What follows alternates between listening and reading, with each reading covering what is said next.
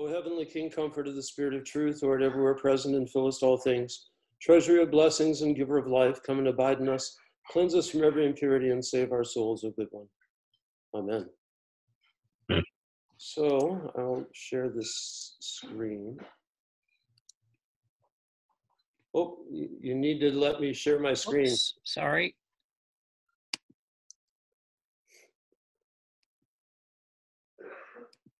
Okay, try that. Okay. Very good.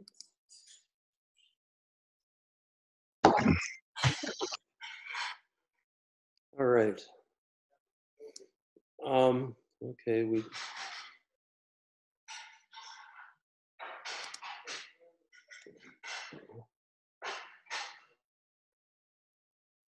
read through that introduction. So, would somebody like to read St. Maximus's introduction and get started?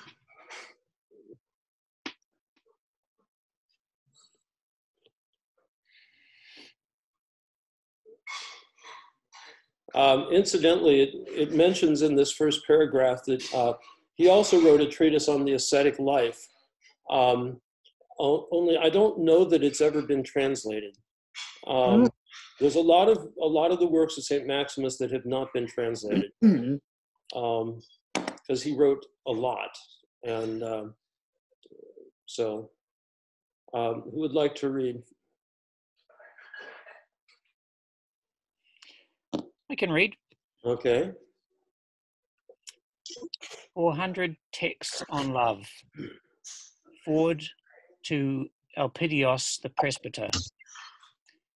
In addition to my treatise on the ascetic life, I am also sending you, Father Elpidios, this treatise on love divided, on the analogy of the four Gospels into four centuries of chapters. It may not fulfill your expectations, but it is the best I can do. Moreover, you should know, Father, that these chapters are not the products of my own mind.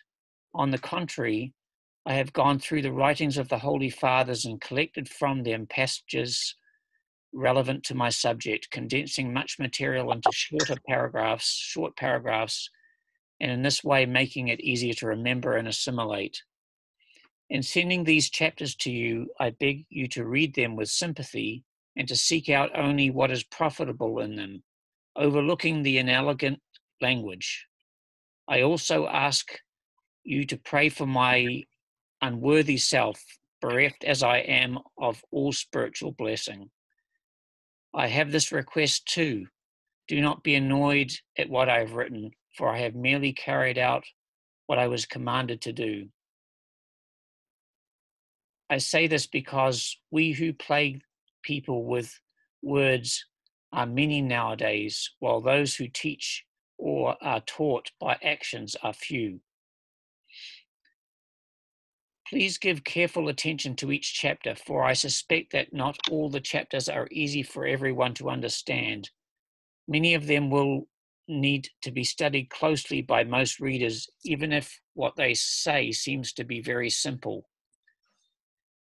If anything in these chapters should prove useful to the soul, it will be revealed to the reader by the grace of God, provided that he reads not out of curiosity, but in the fear and love of God.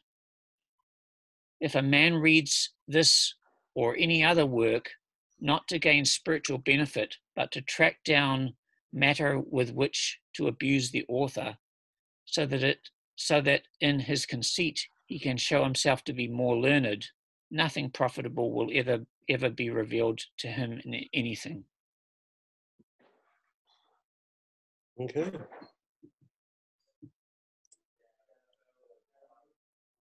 Now, I think it's valuable to remember that Maximus was in his early 50s when he wrote this, after having had a rather stellar career, and in the world and then in the monastery. So, who's next? Do you want to keep going? Sure, I'll keep going for a little bit. Uh-huh. First century. Number 1, love is a holy love is a holy state of the soul, disposing it to value knowledge of God above all created things.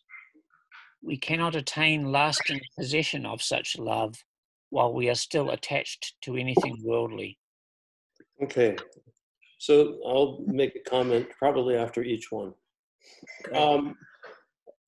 I think it's really important to understand that the kind of love that he's talking about, agape, is a spiritual love, and it's not emotional love. It's not.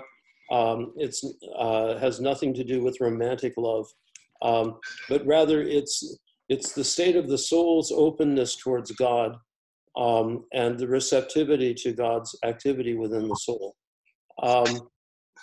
So. By these other kinds of love, we become attached to worldly things, to people, and to our own egos, to title, position, to possessions, and all of these other things. And so he's saying that all of these kinds of things become a barrier to the love of God. And of course, so the natural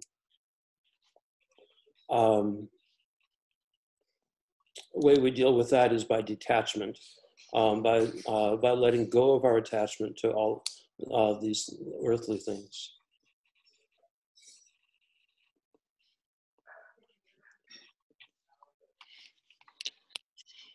Keep going. Number 2, dispassion engenders love. Hope in God engenders dispassion, and patience and forbearance engender hope in God. These in turn are the product of complete self-control, which itself springs from the fear of God.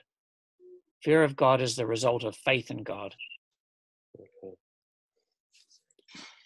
So dispassion, of course, is the goal of the ascetic life, which means complete self-control. It means not to be moved by anything and unconsciously, but rather to control one's emotions, control one's reactions, to have complete mastery over oneself. Dispassion engenders love because it opens the soul to the presence and activity of God, and hope in God engenders dispassion. So love is the goal. Dispassion is the step before that. Hope in God is the step before that. And before that is patience and forbearance. So in order to ascend this ladder of the first stage is patience and forbearance, which leads us to hope in God, and then which leads us to dispassion, and then we can enter into the experience of love. But these themselves are the products of self, which springs from the fear of God. Now, the fear of God, of course, is not terror, but awe before God, and is the result of faith, and which is the spiritual perception of God.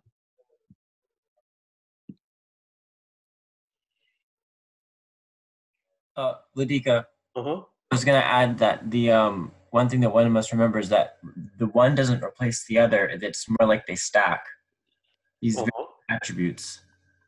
Mm-hmm. It's true. So it's not like one transitions to another, but like if you have one but not the, you'll find that you'll have one but not the other. It's that you'll find you'll have them all. When as you keep ascending, you'll have the stage that you're at, and you'll have all the preceding stages. Right. Exactly. That's something that needs to be remembered. Mm-hmm. Okay. Next. Okay, number 3. If you have faith in the Lord, you will fear punishment. This fear will lead you to control the passions. Once you control the passions, you will accept affliction patiently, and through such acceptance, you will acquire hope in God. Hope in God separates the intellect from every worldly attachment. And when the intellect is detached in this way, it will acquire love for God.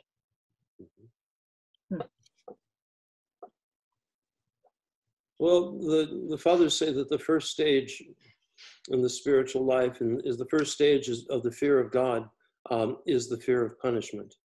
And this, as he says, will lead us to control the passions.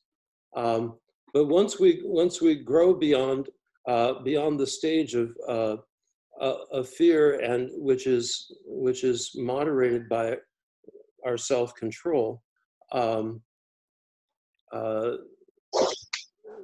we not only learn to accept affliction, which is usually the result of our passions, but by working through the afflictions, we gain hope. And this hope is not a worldly thing. It's not hope for any kind of worldly reward, but rather it's that vision of God, in which our nous becomes detached from its material anchors, and we can go beyond the material into spiritual vision, which is the very essence of love of God. It seems like always hope is associated with suffering. Is that right? Yep. So how does hope and faith differ? Like, how would you distinguish between the two? Faith, I think faith is the living experience of the presence of God. Hope is that relationship with God in which we are looking towards a relationship of communion and of growth in that communion, so that we put our hope in God as our salvation, so that we focus on God and not on anything worldly. In other words, we detach from all worldly things, and in so doing, that faith and hope bring us to love.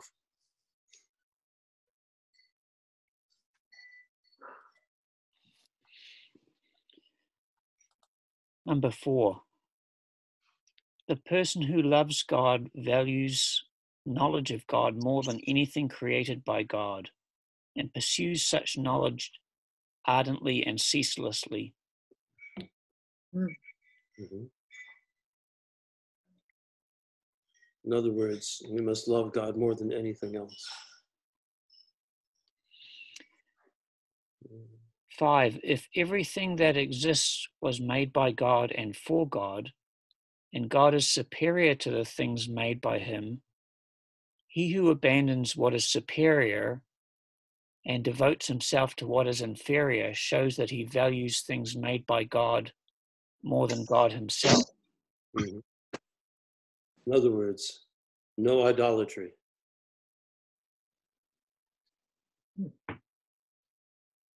And what is really illustrating is that our attachment to worldly things is a kind of idolatry. Vladika, can that include, may I ask a question? Sure. Sorry. Does that include, how does that work with people that you love? They're inferior, right? So we can love our families into a point of idolatry, our Absolutely. children and so forth. It's very easy to do that. And so we have to have a kind of a detached, an attitude of detached love with our families. In other words, when we have everything in order, first and foremost our love and hope in God, then everything finds its place in relation to that. But when that hierarchy is out of order, and then we put our relationships with people and our relationship to things before our love and focus on God, that's when our life becomes out of order, and ultimately we're living in idolatry. Ludika, may I add? Jesus also speaks on this. He says that he who loves father or mother or son or daughter more than me is not worthy of me. Exactly. It's the same thing. Exactly.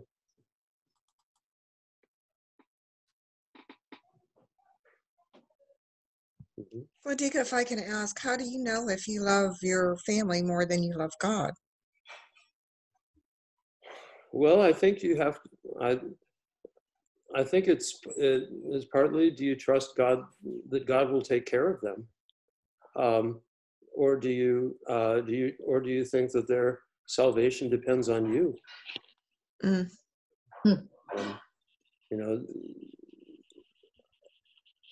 that both in terms of their earthly well-being entirely, as well as their spiritual well-being. Ultimately, we can't save anyone. Right.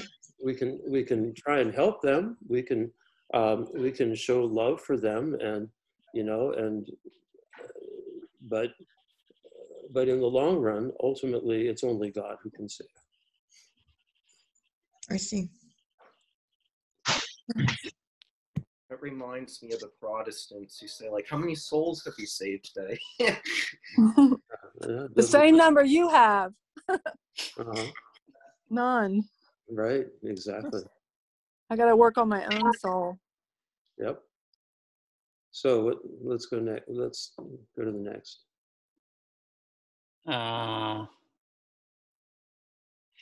Number 6. When your intellect is concentrated on the love of God, you will pay little attention to visible things and will regard even your own body as something alien.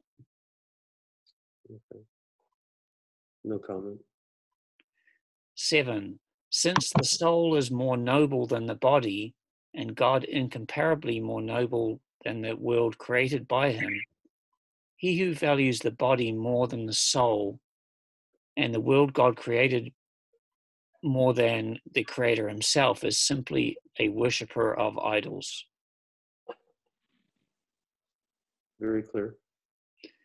If you distract your intellect from its love for God and concentrate it not on God but on some sensible object, you thereby show that you value the body more than the soul and the things made by God more than God himself.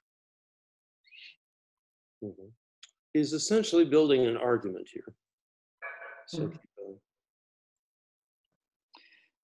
9. Since the light of spiritual knowledge is the intellect's life, and since this light is engendered by love for God, it is rightly said that there is nothing greater than divine love. Okay. The light of spiritual knowledge means the perception of the uncreated light, which is the life of the nous. Intellect means nous. And since this light is engendered by the love for God, in other words, it's the perception of, or it's rather the manifestation of the love for God, which is manifest as light. Nothing is greater than that divine love. In other words, it's the very perception of God.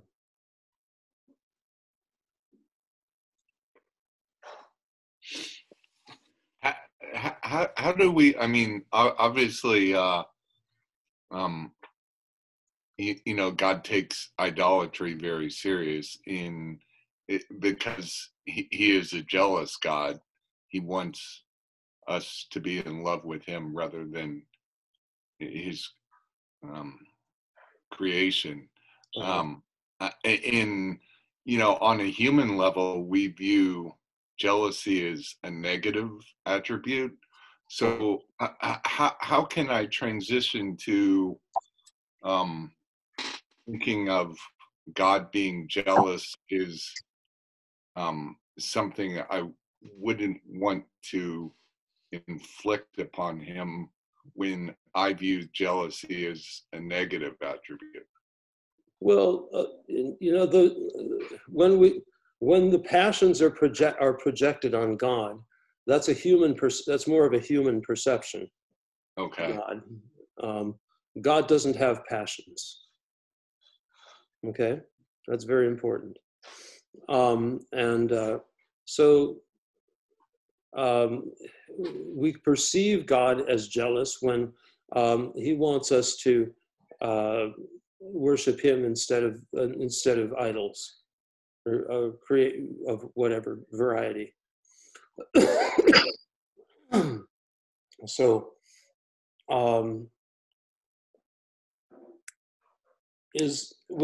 and we could certainly say that it is true that God wants us to love him and to be in relationship with us. But what we don't realize is how much these idols, these idolatrous attachments to things of this world separate us from God and are barriers to the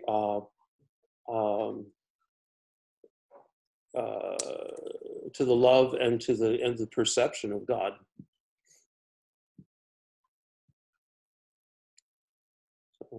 One other question, basically about how it's prioritizing like love in terms of like for God in terms of the intellect. Sometimes you hear him like ancient sort of philosophy, like doing virtuous things for the good of the thing in and of itself.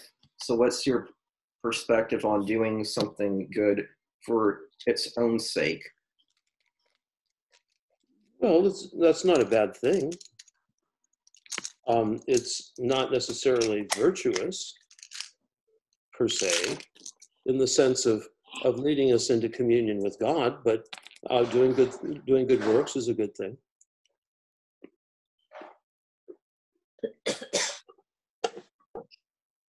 I'm not sure. I think C.S. Lewis in The Great Divorce talks about that whole kind of idea of like, if you're just focused on doing something like art or something beautiful just for the beautiful thing itself and not really considering how it points to the creator or the person who is creative and works through the art, then you're kind of like missing the point. Yeah, and that's true.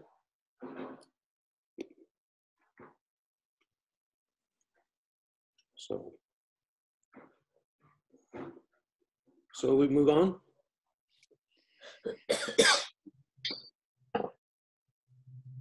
When in the intensity of its love for God, the intellect goes out of itself, then it has no sense of itself or any created thing. For when it is illumined by the infinite light of God, it becomes insensible to everything made by him, just as the eye becomes insensible to the stars when the sun shines. So what he's talking about is the state of ecstasy that happens in contemplative prayer, where one goes beyond any kind of awareness of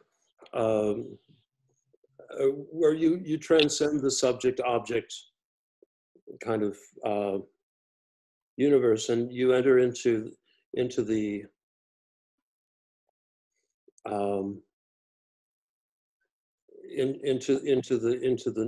into the very presence of God, and there all is light, and so nothing is When in that ecstatic state, there's only God is present, only God, and nothing else. And so, in a sense, the light of God extinguishes all of the lesser lights, or rather, we perceive nothing else but God in that context. But this is a very advanced level of contemplative practice.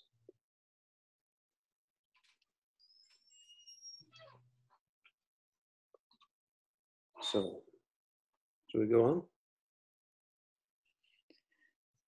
Sure. Number 11. All the virtues cooperate with the intellect to produce this intense longing for God.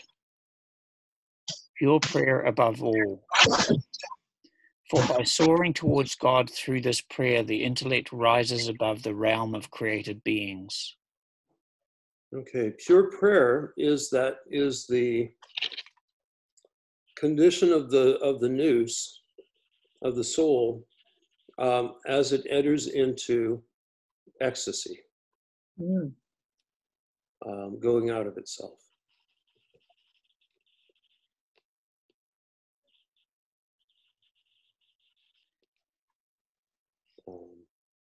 And truly, it's an ascent beyond the realm of the created into the realm of God.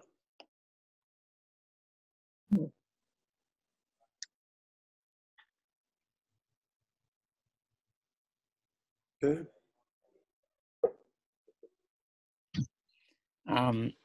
12. When the intellect is ravished through love by divine knowledge and stands outside of the realm of created beings, it becomes aware of God's infinity. It is then, according to Isaiah, that a sense of amazement makes it conscious of its own lowliness, and in all sincerity it repeats the prophet's words, "How abject I am, for I am pierced to the heart, because I am a man of unclean lips, and I dwell among a people of unclean lips, and my eyes have seen the King, the Lord of hosts." Isaiah 6:5. So this is an aspect of that state of ecstatic prayer, in which we enter into a state of awe before God. I'm not sure this translation is the best, amazement, but really it's about awe.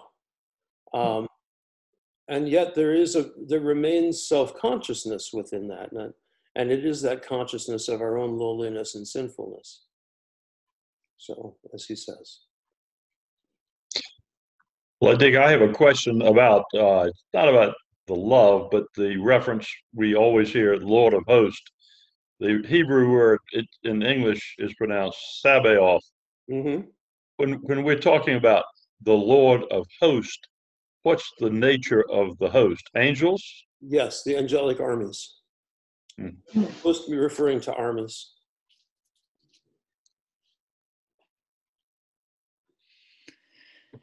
"13. The person who loves God cannot help loving every man as himself, even though he is grieved by the passions of those who are not yet purified. But when they amend their lives, his delight is indescribable and knows no bounds." Pretty clear. A soul filled with thoughts of sensual desire and hatred is unpurified. If we detect any trace of hatred in our hearts against any man whatsoever for committing any fault, we are utterly estranged from God, from love for God, since love for God absolutely precludes us from hating any man.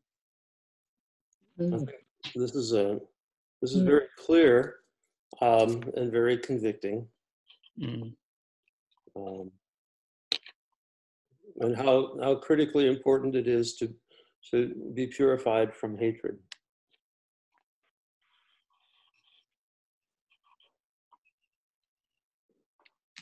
I just started reading Father Asani, Vladika, and it reminds me of his story. Yeah. Yeah, who loved those who were persecuting and torturing him.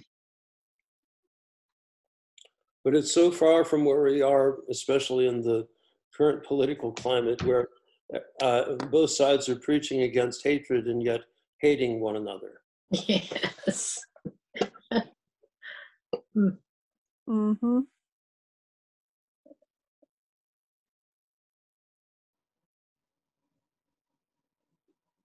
Okay.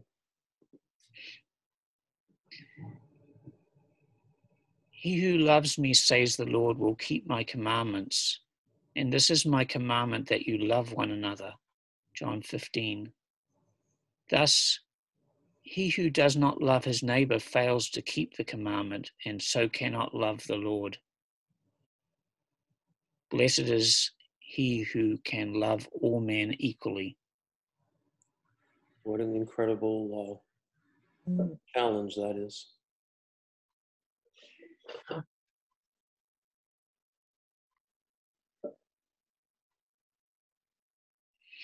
Mind if I ask something? So, you know how people use the term like best friend? So based on that like love all men equally, would you say the term best friend really shouldn't apply? Yep. And what about like thinking of love in terms of like scales, like love God even more than your parents and love your parents before everybody else that's like friends? Like, would you agree with that? Well, yeah. I mean, we have to love everyone. Is the point? We have to love all. We have to love each other. We have to love all people. Of course, our love for God cannot be exceeded by our love for any individual person, and we have to remain in a kind of detachment, in a state of detached love, as it were,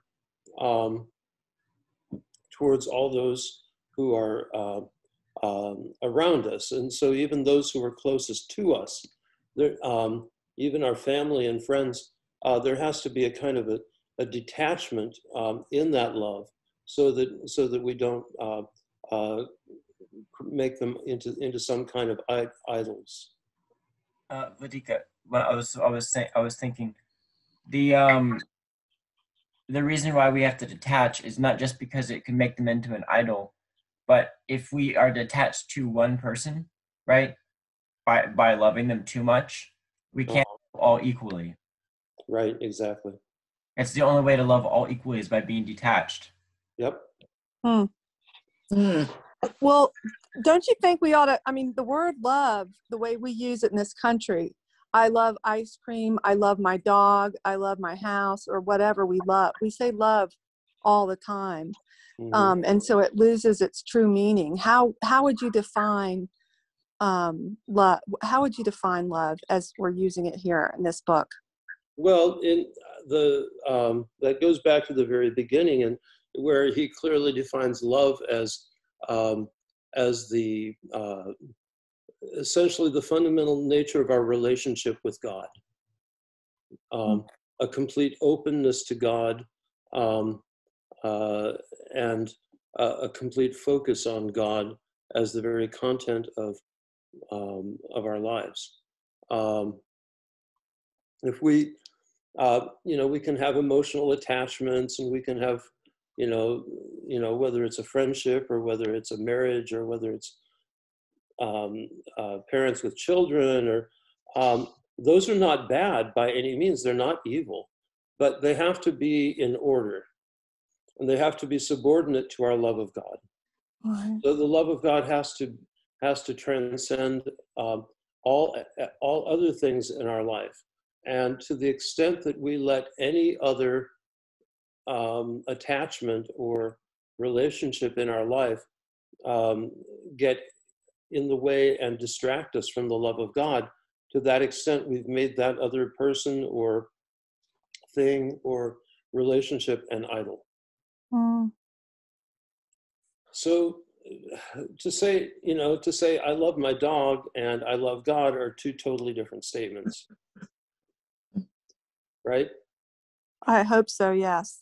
I would hope so too. I would hope so. But it's something that, but in our society, my God, look at,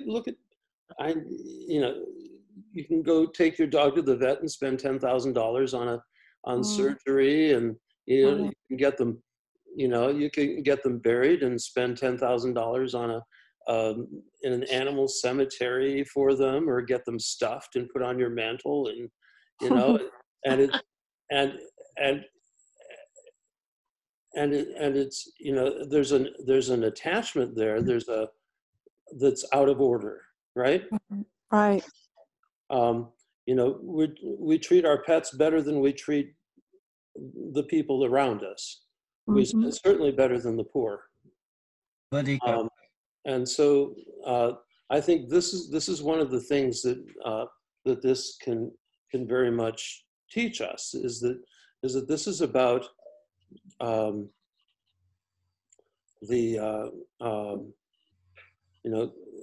that hierarchy of relationships, of keeping our focus on God, and then letting everything else fall into place after that. Ulrike, Uh-huh. just going to add that sometimes how we treat our pets, it makes the idolaters of the ancient times look sensible. Yes. And we, instead of worshiping inanimate objects like wood that we carve ourselves, we worship our pets, or we worship all sorts of other things that are utterly ridiculous. Thinking of the great Finks. Yeah. So another term that is bantered around, frenemy. So how, I mean, obviously Jesus, these interactions with Judas are exemplary. How do we get closer to that that Jesus's role model? I mean, with friends that betray us and backstab us. Yeah, well, we have to keep loving them. That's the task. We love them, we pray for them, we forgive them, and don't let ourselves fall into any kind of hatred or bitterness or resentment. And in fact, we need to purge and cleanse ourselves from all that kind of hatred, bitterness, and resentment which we have from the past. Ulrike, Uh-huh. on this topic, I was thinking that the difference between friends and enemies is that friends are the ones that hurt you, enemies are the ones that save you. We should love equally. Yes. But if I said friends are the ones that save you, it's by their very opposition that it's that necessary affliction that which we are purified. Uh-huh. But it's the flattery of our friends which can destroy us. Uh-huh. Hence, your friends are actually sometimes your enemies, and your enemies are sometimes your friends. Mm-hmm. But we should love them all equally, even though their category may switch, hour by hour, or even like second by second. Mm-hmm. That was the comment. Good. Shall we move on? Sure. Are we up to number 18 here? Yeah. Blessed is he who is not attached to anything transitory or corruptible. Blessed is the intellect that transcends all sensible objects and ceaselessly delights in divine beauty. In other words, he's extolling the importance of ecstatic prayer in pure prayer and contemplation. Mm.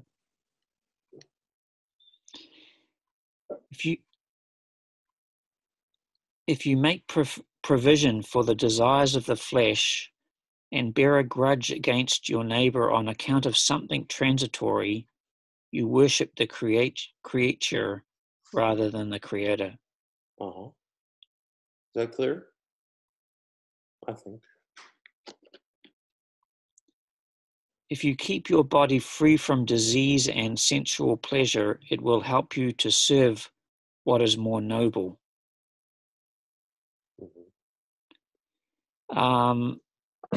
When he says, if you keep your body free from disease, is he referring to like diseases of the spirit? Well, I think he's actually probably referring to physical health. Okay. But he's also, he not only says from disease, but also from sensual pleasure. And one of the big things in St. Maximus is that you find, and it gets developed further on, is his dichotomy between pleasure and pain. Mm. That we experience pain to the extent that we have allowed ourselves to experience pleasure, and the pain is the natural result of the pleasure. So, very ascetic, kind of almost. There's some things in St. Maximus that verge on the almost Gnostic, because he's writing in this context of a Vagrian Origenist thought, which is actually he is purifying and putting into Christian context. Lydica, I was just wondering if when he's mentioning of disease, is he talking about like diseases that are caused by pleasure? Well, I think he would probably say that all disease is somehow caused by pleasure. Well, I guess that answers that question. If that was like, for example, what I was thinking of is some forms of gluttony they produce what is it? There's certain diseases that are caused by overeating of meat or overeating of type 2 diabetes. Like gout. Gout is a good example. Gout was generally caused by excess of wine and excess of meat. I think that was the big diagnosis. So if you abstain from the pleasures, you also will abstain from disease. Uh-huh. I think I'm guessing that's the point he's trying to make. Right. Well, and he also essentially makes the point that that the fruit of pleasure in conceiving children is passed on to them as death. So, mortality. Vladika? Yes. Really quick, we do have like a different version or translation, which kind of lines up mostly with what you have on the screen, but just on this one, in case anyone wanted to know what it said here. Mm-hmm. The one we have says, the one who keeps his body away from pleasure and sickness keeps it as a fellow worker in the service of better things. So who wrote that translation? I don't know. Actually, Blake found it on just out on the web, because we were just searching like St. Maximus's 40 things of love and the 400 chapters on love or whatever, and Blake found it, which I don't know now what so it's out there, open source, but we're actually not sure if we should have it, if that's, you know what I mean? Well, it's just a different translation. Yeah. So anyway, we just Anyway, it's from the Saint Anselm Institute or something had it as a PDF. Okay, this version, the whole Philokalia on Kindle costs $2, so it's kind of worth it. In fact, there's a lot of patristic material on there, which is very, very inexpensive. Yeah. So, I would encourage that. Mm-hmm. So, Dick, I have a question, and maybe it can go full circle in a way. So, it says if you keep your body free from disease, but then there's been times where priests have said to me, well, God gives us our sicknesses, or not gives it to us, but allows it for our spiritual benefit. So how does that relate? So if God is going to allow this, how are we supposed to keep our bodies free? Well, what God sends to us, we can't exactly, we don't exactly have a choice on. So, right. We just deal with it. But in other words, his point is, if you keep yourself basically healthy and away from hedonism, your body will serve you better. I see. I mean, that's to sum it up. But it's very important to remember that hedonism, in all of its various aspects, is something he understands as a source of pain. So.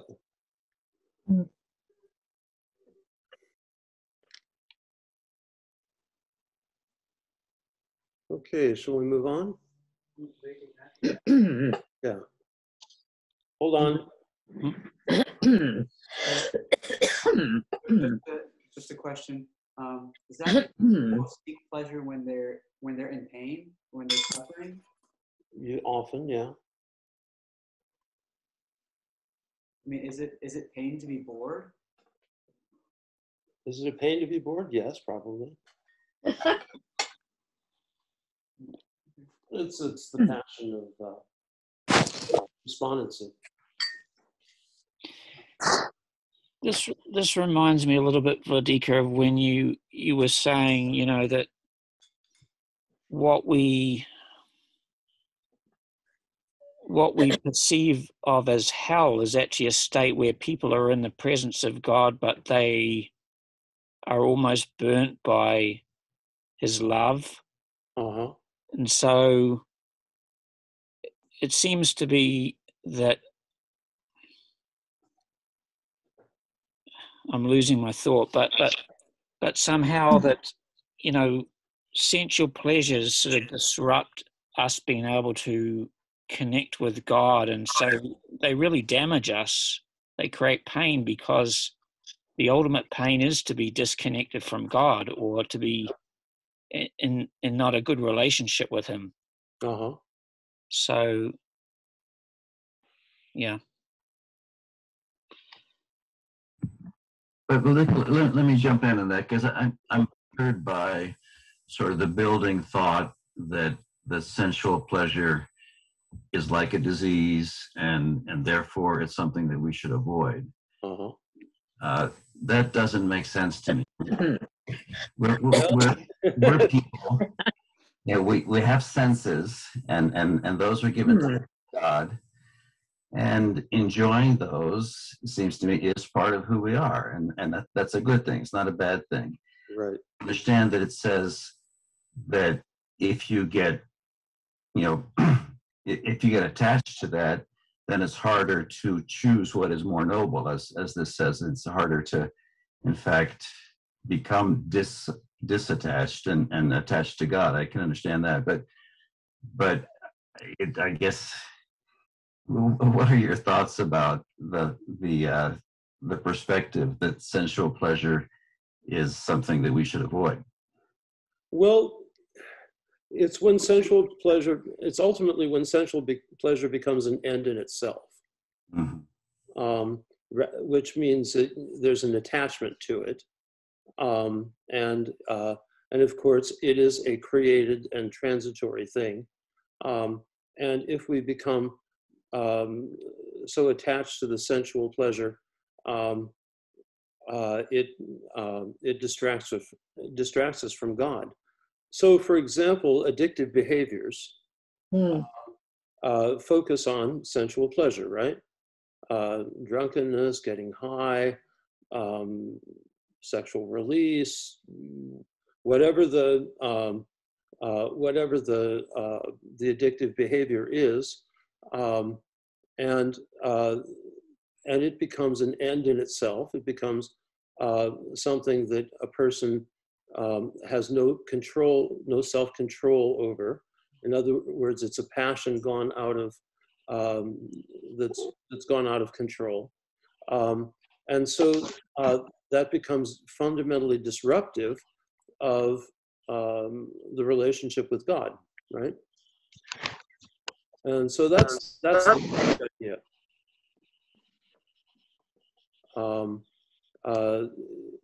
You know, it's not that we shouldn't admire the beautiful things and the good things of this world. It's just that we don't use them as ends in themselves, because that's making that's idolatry. Couldn't one say that the beautiful things of this world are not an end, but a means for us to see God? Yes, exactly. Because we can see God through His creation. Yep. But if we use them as the ends, then we're not seeing God; we're seeing a created thing.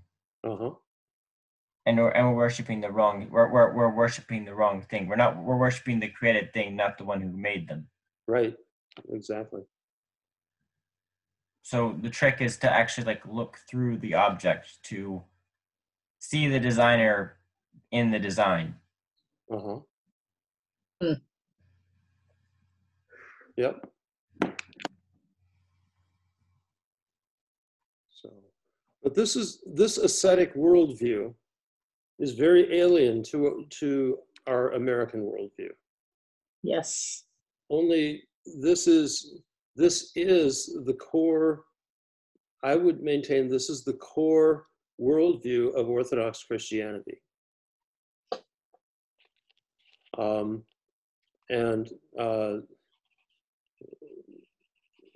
It's and it's hard. It's a very hard. In some ways, it's a very hard thing because it's very much not of this world. It's a very otherworldly, and the focus is not on worldly success, but rather the focus is on God and on the kingdom of heaven.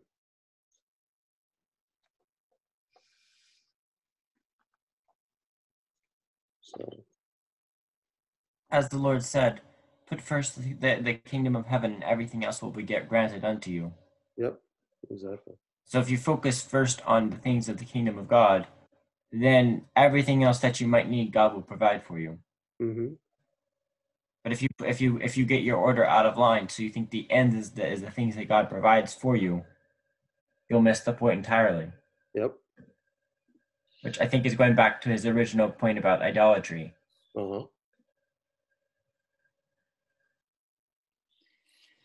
Okay, so shall we move on? Yep. Number 23. He who loves God will certainly love his neighbor as well. Such a person cannot hoard money, but distributes it in a way befitting God, being generous to everyone in need.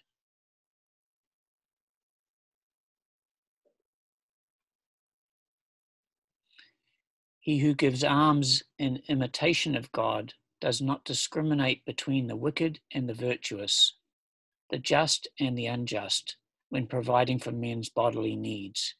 He gives equally to all according to their need, even though he prefers the virtuous man to the bad man because of the probity of his intention. That's interesting, because I think one of the things that we so want to do is we want to give money, where we know that, it's going to be used well, and, that they're not going to go out and buy drugs and buy booze and all of that kind of stuff. But that it's going to be used for men's bodily needs. He who gives equally to all according to their need, even though he prefers the virtuous to the bad. Interesting. Yeah. But to give alms in imitation of God is an interesting idea to think about. Yes. So between the wicked and the virtuous, Jesus said, don't judge, or you too will be judged. Mm-hmm. So it's a little bit difficult to discriminate between the wicked and the virtuous. Yep.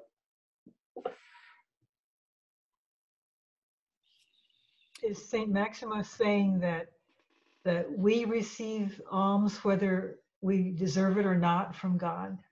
Yes, Yeah. exactly.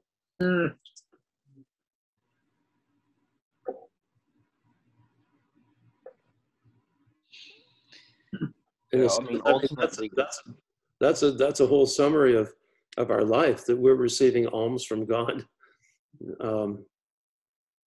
That's good. That's really good.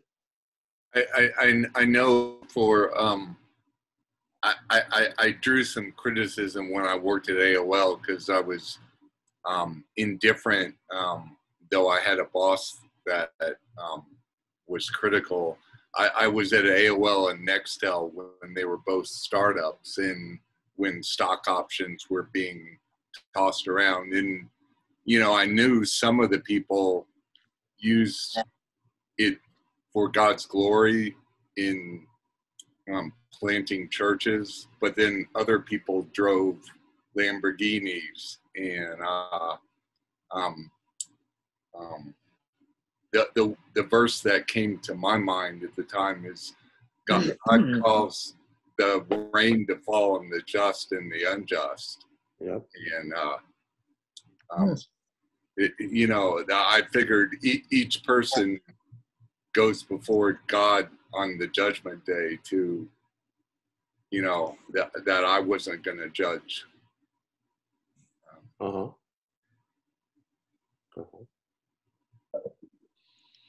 Okay. So we're on 25. God, who is by nature good and dispassionate, loves all men equally as his handiwork. But he glorifies the virtuous man because in his will he is united to God. At the same time, in his goodness he is merciful to the sinner, and by chastising him in this life brings him back to the path of virtue. Similarly, a man of good and dispassionate judgment also loves all men equally. He loves the virtuous man because of his nature and the probity of his intention. He loves the sinner too because of his nature, and because in his compassion he pities him for foolishly stumbling in the darkness.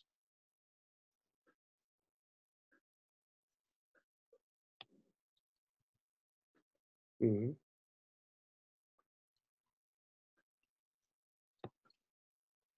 26. The state of love may be recognized in the giving of money, and still more in the spiritual counsel. Oops, I have to. It was something covering the words. And still more in the giving of spiritual counsel. And still more in the giving of spiritual counsel, and in looking after people in their physical needs. In other words, it's unselfish love. He who genuinely renounces worldly things and lovingly and sincerely serves his neighbor is soon set free from every passion and made a partaker of God's love and knowledge.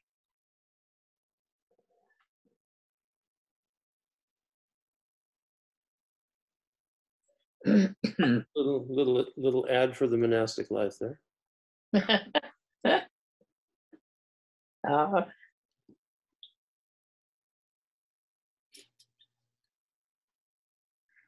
Okay.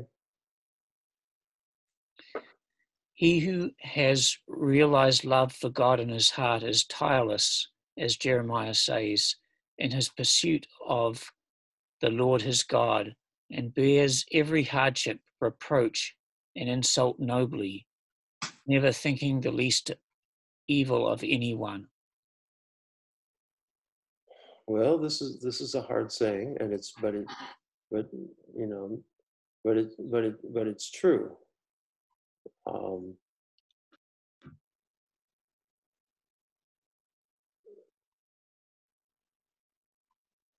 And so it's, and this is part of the task, to realize love in our hearts, and then we never think any evil of others, no matter how much evil they do to us.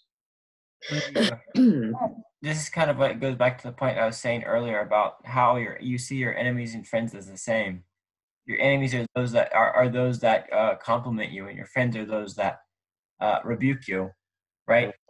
As in how you view someone as an enemy or a friend is whether or not they're assisting you in your salvation. Mm-hmm. But it has no bearing on how much you love them. Right. So so the friend and enemy is merely just a means of classifying the how they're acting towards you, not how you act towards them. Oh. That was the point. Yep. Good.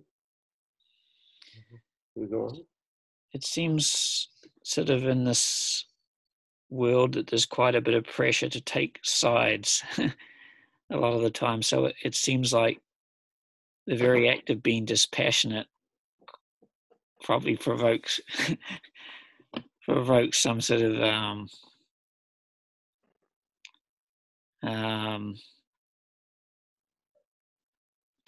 provokes a little bit of what's the word, opposition, so further opportunities to be dispassionate. Yes, indeed. Okay. So based on what you just said, did I interrupt? No, go ahead. I said based on what you just said, Vladika, and basically there was like some corrupt politician to like basically like want to see them in orange jumpsuits. Is that like, would that consider like a little too far? Probably.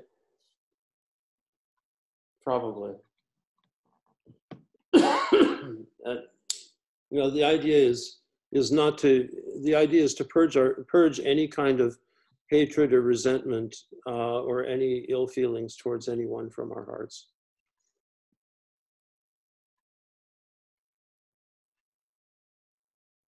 And to accept however anybody treats us, whether it's well or it's ill.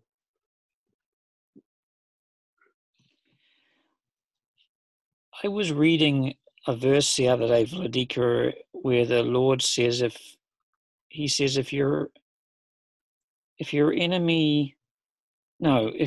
friend sins against you, rebuke him, and if he repents, forgive him. Mm-hmm. So it seems to me that the Lord was able to love people, but he still told them, he told them if they were doing something that was wrong. Uh-huh. So is it possible to be, you know what I'm saying, right? Is it being dispassionate doesn't mean that you can't recognize and tell someone if they're doing something that's wrong? Right, exactly. Okay. But it's not to react at it. In other words, you don't get angry at them. Right. You just say, no, this is what you just said is wrong. This is not good. Whatever. you know. But you don't curse at him and things like that. Yeah, that's a big challenge. Mm-hmm. Adika, I think it reminds me of something that I think you once told me, which is the difference between love and, you know, a healthy love and capitulation, which is, you know, something that is unhealthy. Mm-hmm. And yeah, I'm reminded, I guess, of, you know, that Christ drove out the money changers in the temple, and he had a righteous anger in that sense. And so it didn't necessarily, well, it did not, I guess, detract from his love, but it was still the appropriate course of action. Mm-hmm. Anyways, forgive me. No, it's good. Shall we move on? Yes.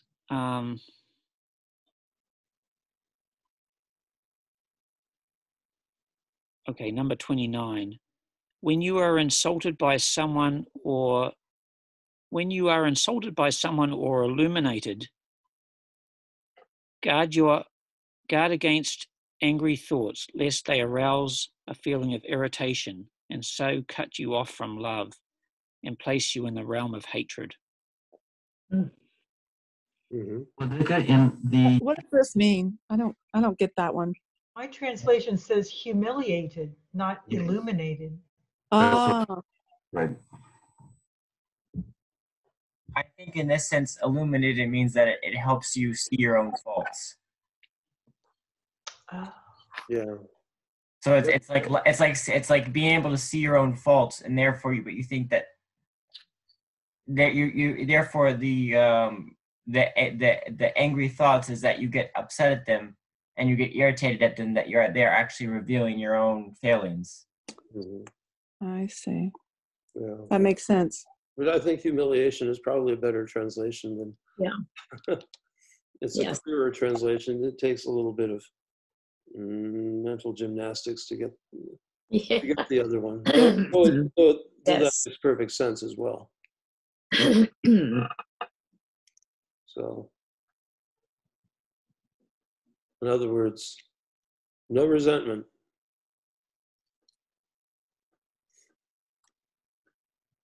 Okay, 30. I'm having trouble reading that one. I'll take it. You should know that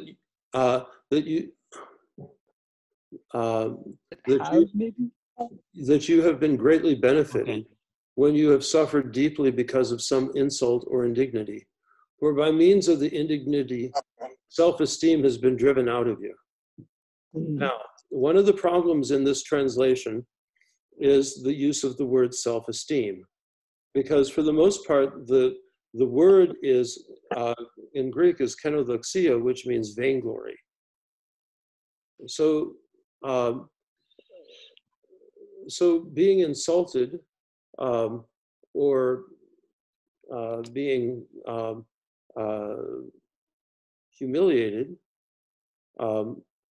means that your vainglory is being exposed and thus driven out. Could it be that self-esteem in this case means the self being aware of the esteem of others? No. It really it's a mistranslation for the word vainglory. Well, I was saying that it was that it was being used in the sense of meaning vainglory and not as in like literally self-esteem, like self-esteem, like recognizing this esteem of others, which is vainglory. Well, recognizing the esteem of others is not necessarily vainglory, but to esteem oneself higher than others and to place yourself over others is always vainglory. But what it really what the Greek actually says is kenodoxia. It means vainglory. And so you have to. This text was translated in Britain, and so they have their idioms are a little different than ours. So you know, in some purity circles, they talk not only about not lusting after, but also about the desire to be lusted after. And so, you know, it's one thing to identify that concept of vanity and everything. It is the best approach for countering it to like deny ourselves or to look after the other person and want to love them by not enticing them to lust after ourselves. That's interesting. Well, I think it would be to treat them with respect and dignity, and not to try and manipulate them. Okay.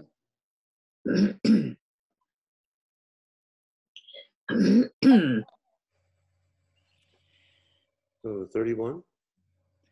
Just as the thought of fire does not warm the body, so faith without love does not actualize the light of spiritual knowledge in the soul.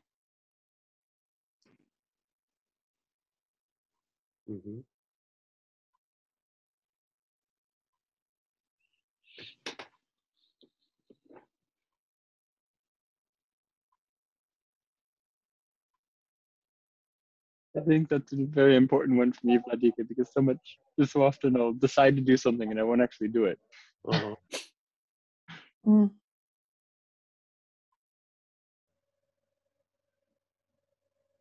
Yeah, or like you could have like, or you could believe in the way to attain virtue, but maybe you want to resist because you think it's too hard or something sometimes, or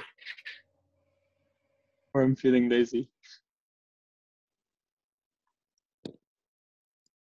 Well, I think what's important is that we not only believe in God, but we love Him.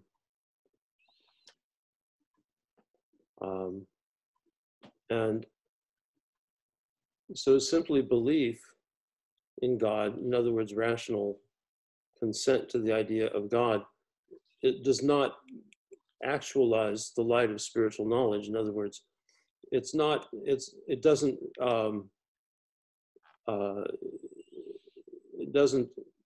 inflame noetic perception of God, spiritual perception of the light of God, but rather only faith which is motivated by love or accompanied by love.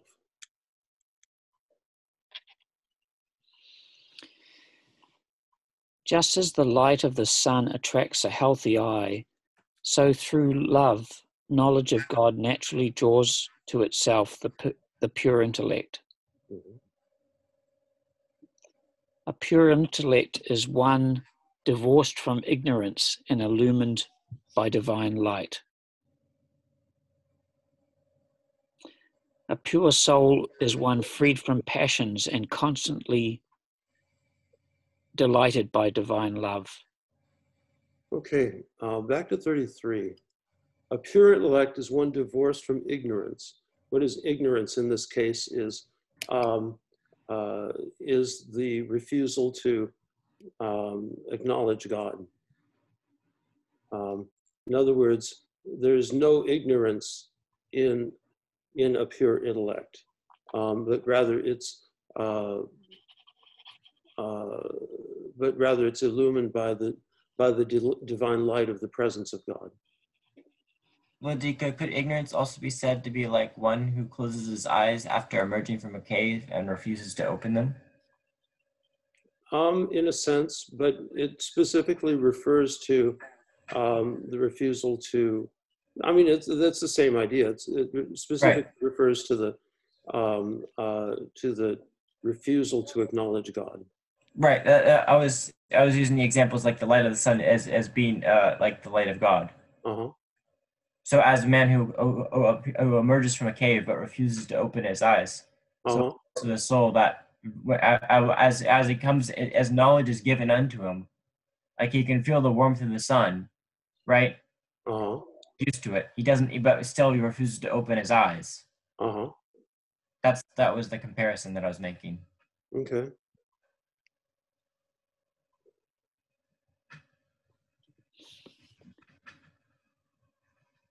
Okay, number 35. A culpable passion is an impulse of the soul that is contrary to nature. I don't know what that means. Well, in other words, a passion that is for which we have for which we have responsibility is an impulse of the soul that is contrary to nature. So, in other words, hatred is contrary to our nature. But if we allow ourselves to hate somebody or to despise somebody, that's a culpable passion. And actually, anything that is not in accordance with the will of God is contrary to nature, because the will of God is what sets the rule of nature. Mm. So, in other words, we need to keep ourselves aligned to the will of God, and hence according to that which is implanted by God as nature itself. So, Vladika, could this, an example of what you're describing, could it be, as Jesus says, to be angry without a cause? Yes. So if you have cause, that means that it's not a passion of anger, it's just anger in its natural occurrence. Well, it depends. And then not contrary to nature. Well, it may or may not be contrary to nature. It depends on how far it goes and how it's handled. But being angry without a cause is like going beyond. So if there's no cause, or you're taking it to excess. Right. Well, but any anger that leads to hatred is contrary to nature. Because it also counsels us that in the scriptures that we are to be angry but do not sin. Right. As in, it's possible to get angry but also not to sin. Right. Exactly. So I've heard some people say that anger itself is a sin, and it's clear from scripture that anger itself is not a sin, but it can lead to sin. Yes. If one is not careful. Right, exactly. So Ludwig, I'm getting lost here as well. So I can understand earlier we talked about how dispassion is critical to understanding and getting to the love of God. Uh-huh. But this is saying that coupled passion is contrary to nature. But and the examples we've talked about so far are passions that we would define as bad, like anger. But love can be a passion, and is that contrary to nature? Love of a person. No, it's not contrary to nature unless it becomes an idolatrous love. In other words, we place the love of the person above the love of God. Then it's contrary to nature, because God is ultimately superior to all of his creatures since he made them. So, and also our love of the nature of the love of other persons is generally not on the same kind of love that we have for God. Right. So,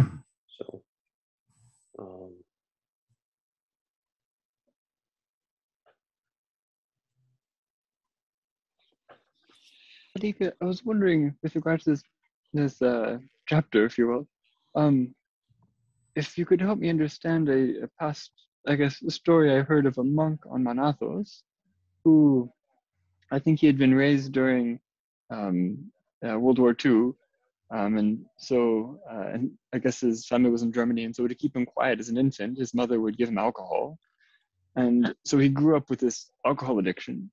And yet, as a monastic, he still couldn't shake it for his entire life because of that. uh-huh. And yet, St. Paisios would just advise him, drink a little bit less. because, you know, in the saint's wisdom, he understood the source of that addiction.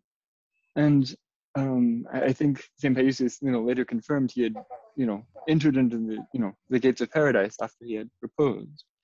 And so how would one kind of maybe understand that scenario through the lens of this chapter, if my question makes sense? Well, I think St. Maximus would probably have said that that's an act of God's economy and of God's overriding love.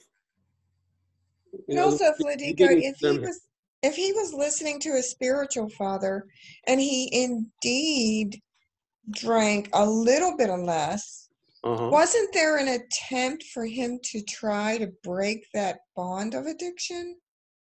Yeah. And in that attempt could be the Lord's mercy. Exactly. Yeah. And then one also has to consider the fact that it was out of necessity that his mother was giving him alcohol, not out of his own desire. Right. So the addiction was there in the first place out of no fault of his own. For him to keep drinking, it was of necessity because his body had become accustomed to the alcohol and couldn't live without it, not because of a lust after it.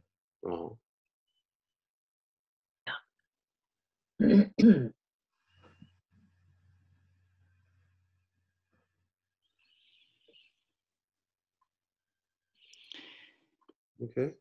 Number 36. Dispassion is a peaceful condition of the soul in which the soul is not easily moved to evil. I really like that one. Mm-hmm.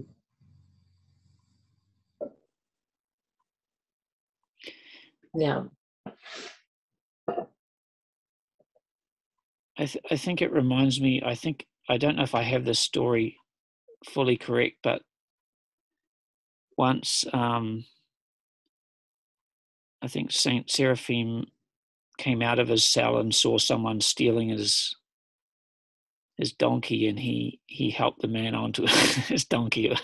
It was a story, something like that. And there was a couple of monks being robbed, and the monk said, "Here, take it all." Like, to me, that's dispassion and not reacting. And Vladika always says, "Do not react." I would say that is reacting, but it's reacting when one is not attached to earthly possessions. So they were reacting, but they were reacting out of love for their neighbor. Mm-hmm. They did not have attachment to their earthly possessions. And not having attachment, they didn't care about their earthly possessions in the same sense that other people would. Mm-hmm. Well, they were returning love for evil.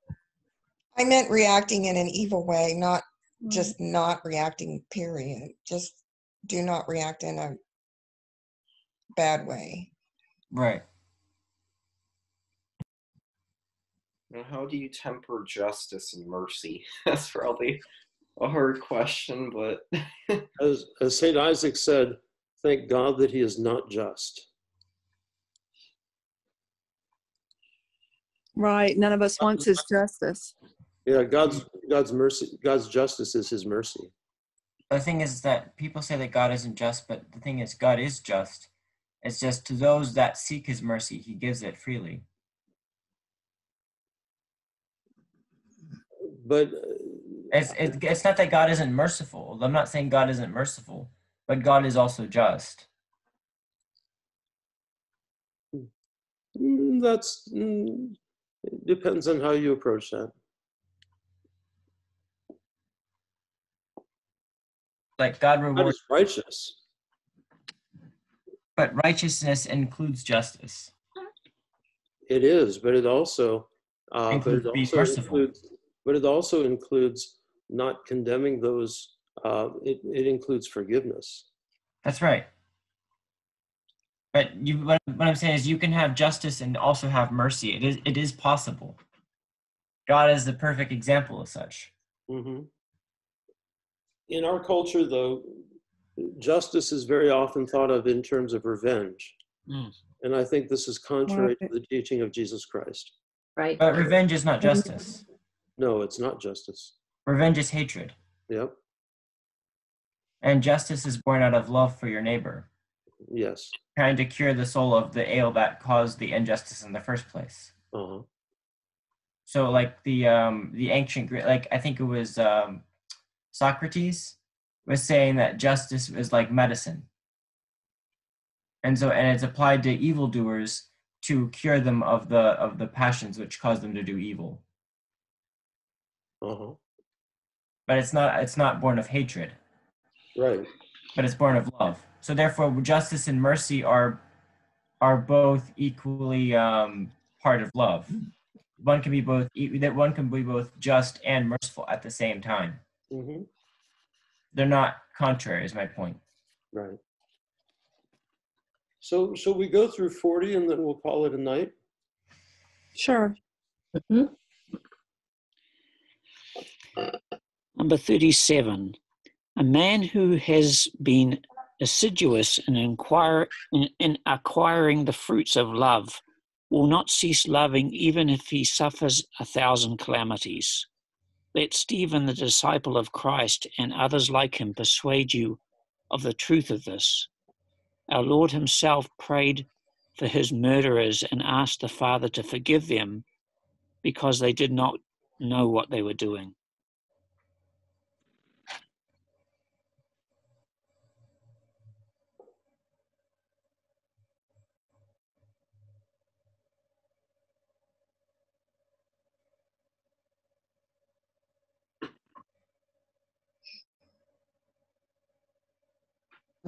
Forgive me for my ignorance. When it talks about acquiring the fruit of love, in this case, is that the strengthening of a relationship with Christ, or is that referring to something else? I think I think it certainly does strengthen one's relationship with Christ, but it also means to have mercy as God has mercy, to forgive 70 times 7, to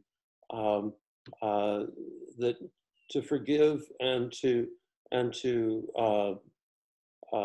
no matter what one suffers.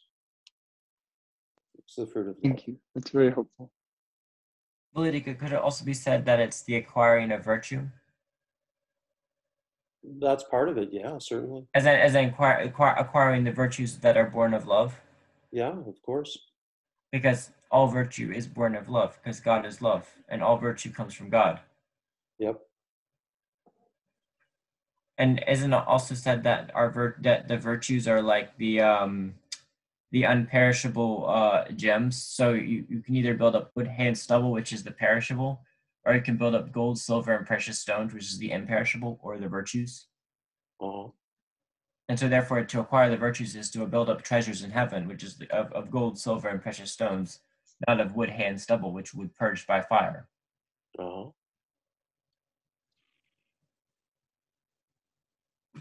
But the ultimate virtue is, as he points here, that the Lord himself prayed for his murderers and asked the Father to forgive them because they did not know what they were doing.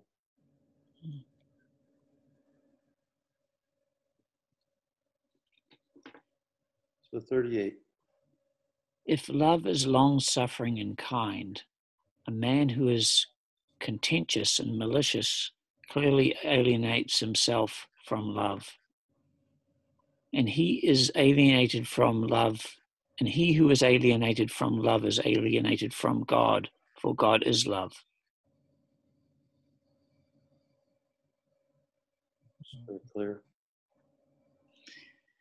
Do not say that you are the temple of the Lord, writes Jeremiah, nor should you say that faith alone in our Lord Jesus Christ can save you, for it is impossible unless you acquire love for him through your works. As for faith itself, the devils also believe and tremble, from James. Mm-hmm. We actively manifest love in forbearance and patience toward our neighbor, in genuinely desiring his good, and in the right use of material things.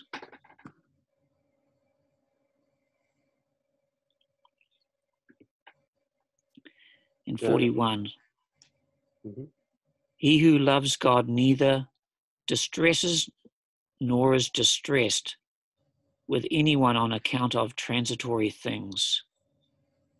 There is only one kind of distress he both suffers and inflicts on others, that salutary distress which the blessed Paul suffered and which he inflicted on the Corinthians. Does anybody remember what that is?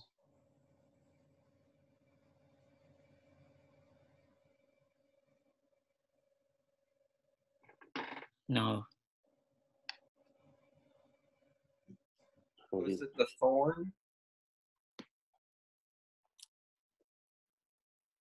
So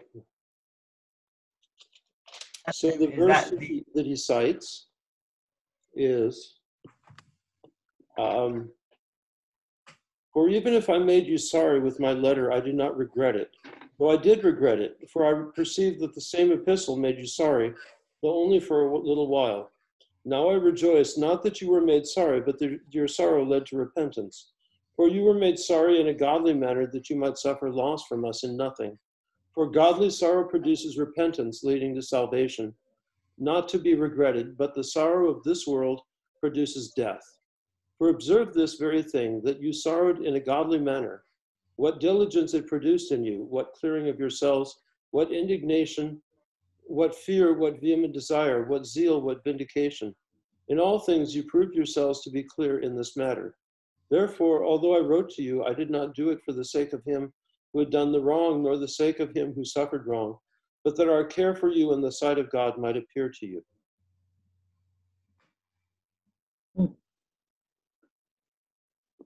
All right. So why don't we call it a night here?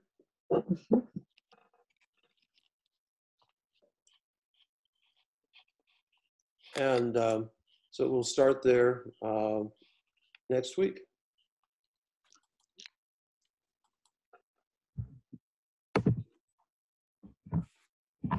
So let's see. So anybody else have anything?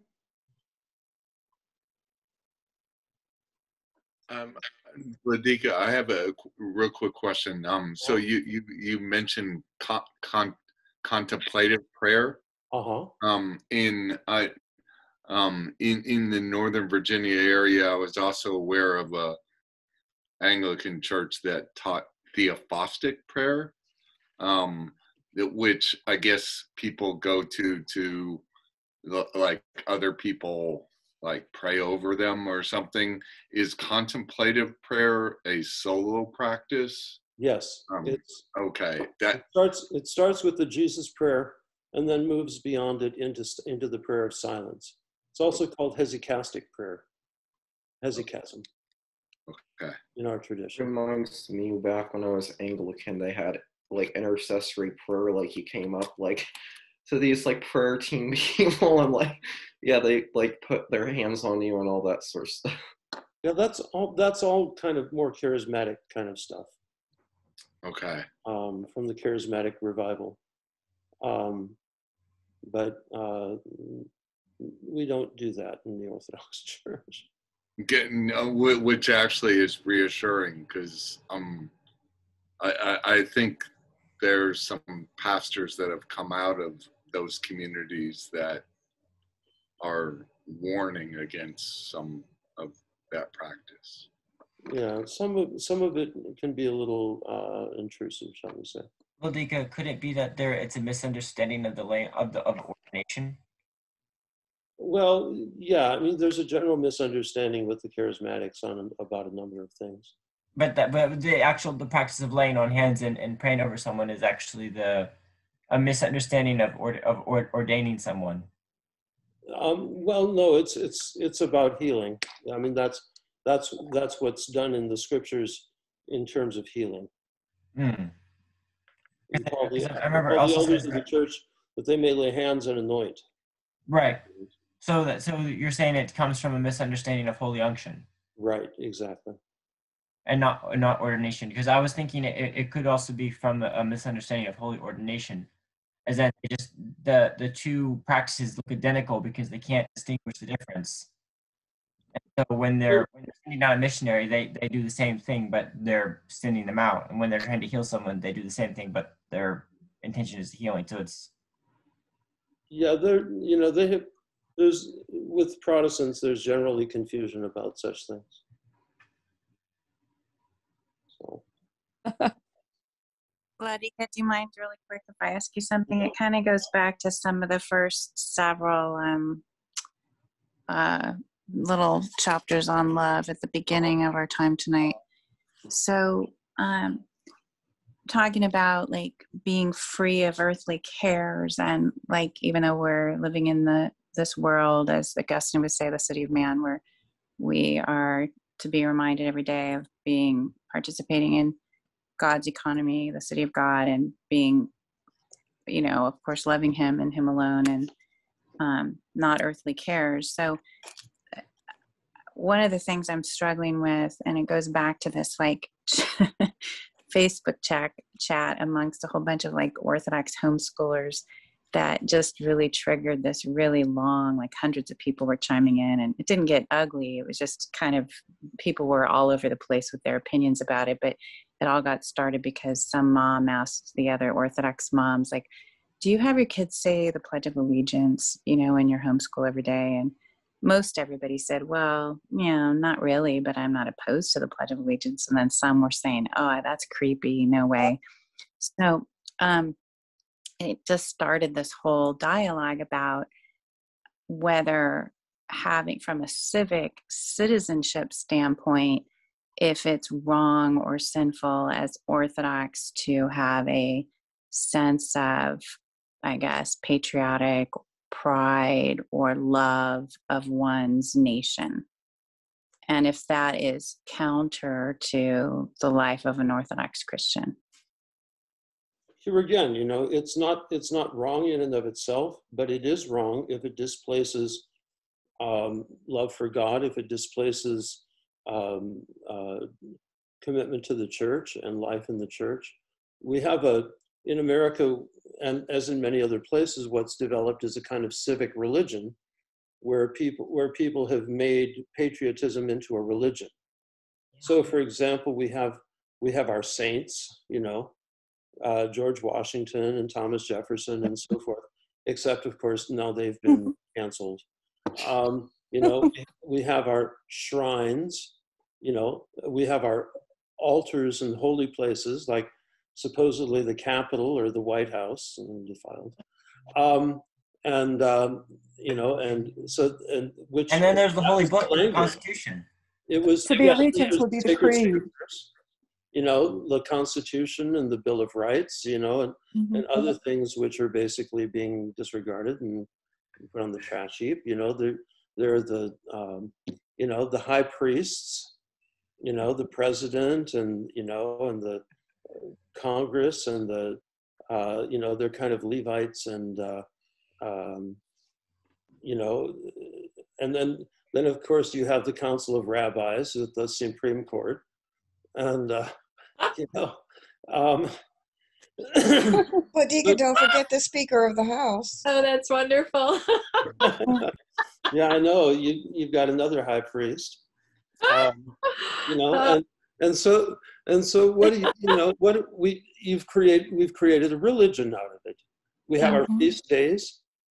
We just had President's Day. There was Martin Luther King Day. There's God only knows what else. 4th of July and all these other, and people treat them.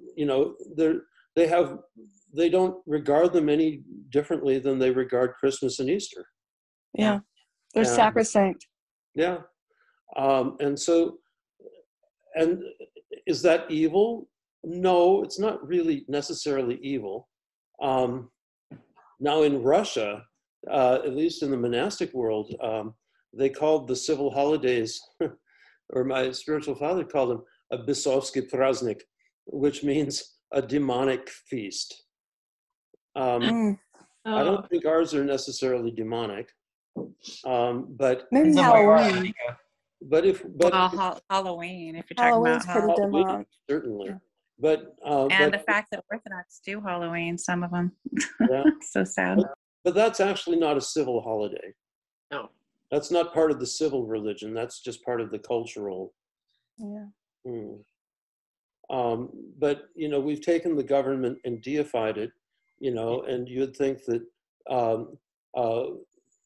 pick a political party and pick a leader, that Trump or Biden or so forth are saviors, of some kind, that there's some kind of religious significance, that God chose Trump, or that God, well, which God that is, chose Biden, or so forth.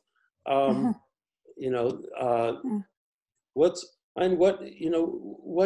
is that all about?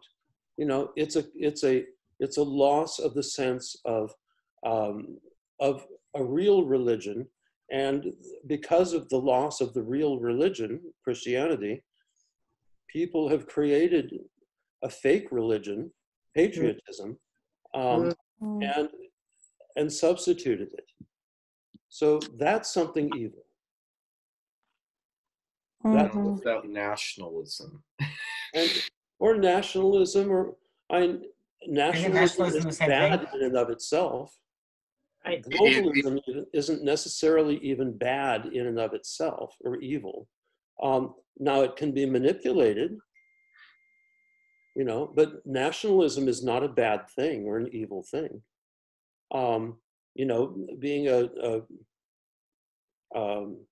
Being a capitalist is not an evil thing.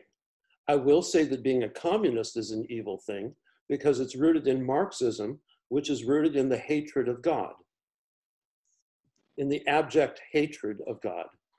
And you see the fruits of it. Yeah. But civil religion is, and what is the Pledge of Allegiance? They say that instead of the Lord's Prayer. Right. It's the creed. It's the creed. Replaces a creed. Well, and not only that, but most of the leaders that created America were Freemasons, and you drive on the Beltway and you drive past the Masonic Temple, where they have 3 different holy books on the altar. They do have the Holy Bible, but they also have the Quran in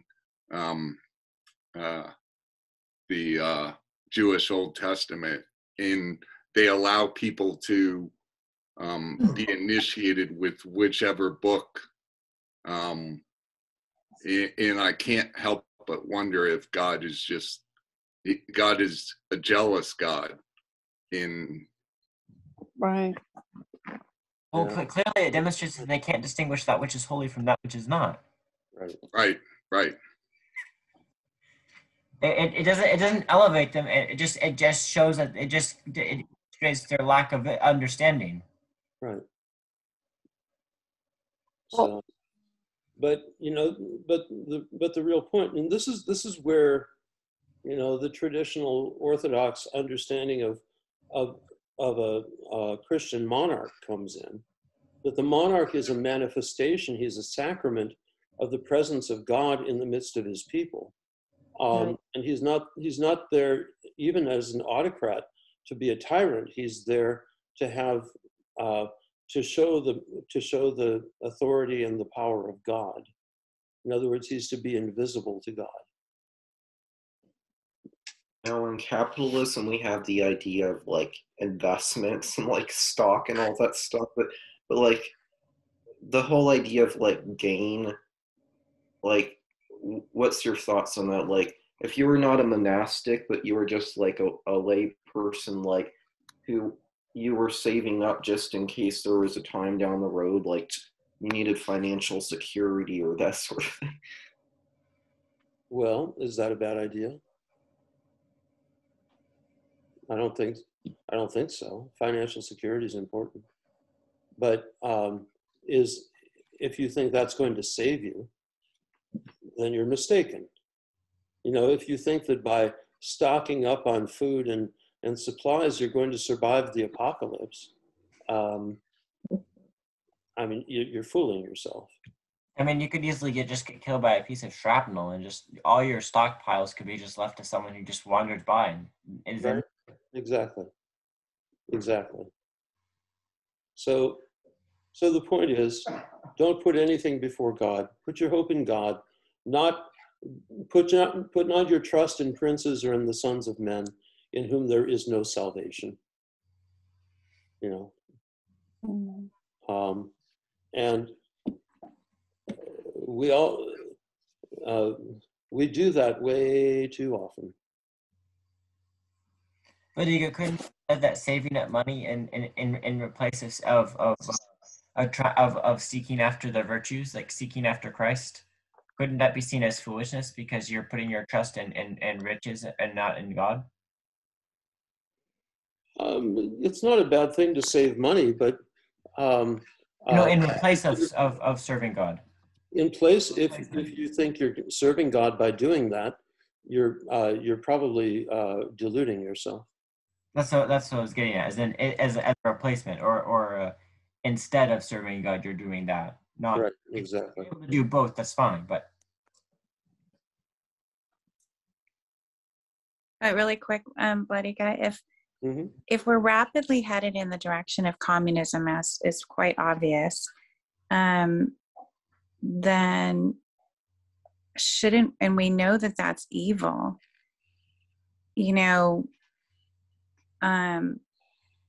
it's not counter to our Orthodox faith to take interest in what's going on in our civic world here, right? I mean, no, it's not. It's not, because it's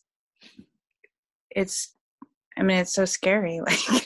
Like how do you bury your head in the sand and just go, not everybody can live in a monastery? I mean, I don't know. I'm just struggling with this, as you can tell.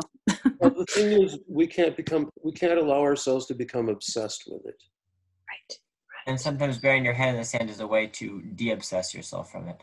Yeah, and basically we have to remember that God is in charge, and He gives what He gives, and so sometimes we want to say thanks a lot. Well, yeah. Honestly, we don't appreciate His choice in politicians or whatever. I certainly don't at this point. But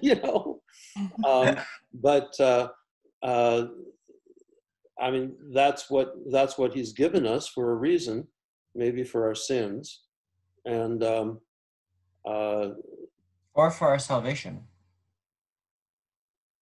or both. Maybe so we can see the difference between the wheat and the chaff easier. I don't know. Yeah. When things are hard. Yeah.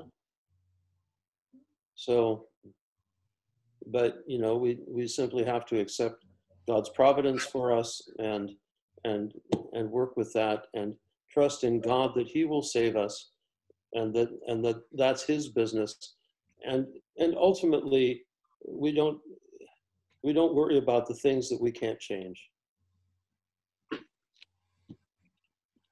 I had a boss that said that where is it written that's going to be easy? Nowhere. It's in the book of Hezekiah. It goes along with sayings like cleanliness is next to godliness. And that and life is about life, and the world is about life, liberty, and the pursuit of happiness. We'll see. Which is all civil religion. Well, we'll see. Well, it is easy. Once you stop caring, it's very easy. Well, you can't. It's simple, but it's not easy. Well, it's once you reach a state of not caring, it becomes very easy because you just no longer care. Yeah, you don't have responsibility for other people. That's right. It's a little different. It's a little different when you do. So, anyway, so I think we need to end here, and look forward to seeing everybody next week. Thank you, Vladika. Vladika, thank you so much. Thank you. Well, you're welcome. Thank you, Vladika. Did you want to Fascinating have class. a dinner or something before Lent starts? Oh, that would be a good idea. Yes. I don't know what we could do in the People's Republic of DC. Right. But certainly down here there's freedom of assembly and restaurants, things like that, or at the monastery. Yes, the government officials in Virginia are not as enthusiastic about restricting the people's liberties. Yeah. Well, That's good because they get thrown out of office, hopefully. That's right. potluck at the monastery sounds good. Yeah. Yeah? Okay, when? Next week is a fast-free week. Well, that would be the time to do it.